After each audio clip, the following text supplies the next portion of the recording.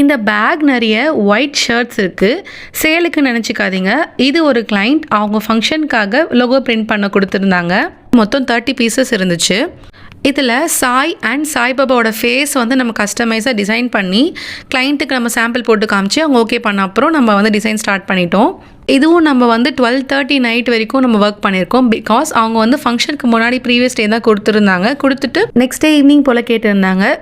அதனால நம்ம வந்து கொஞ்சம் ஃபாஸ்ட்டாக பண்ணிகிட்டு இருந்தோம். நம்ம எம்ப்ராய்டரி காஞ்சிபுரமில் நம்ம கிளைண்ட்டு நம்ம நம்பி கொடுக்கும்போது நம்ம அதை எப்படியாச்சும் அந்த டைமுக்குள்ளே முடிச்சு கொடுத்துணும்னு நம்ம நினைப்போம். ஸோ அதனால் ரொம்ப நம்ம வந்து டைம் எல்லாம் ஷெடியூல் பண்ணிவிட்டு மற்ற ஒர்க்லாம் நம்ம அப்படியே ஹோல்ட் பண்ணி வச்சு இந்த ஒர்க்கை நீட்டாக அவங்களுக்கு ஃபினிஷ் பண்ணி கொடுத்துட்டோம்.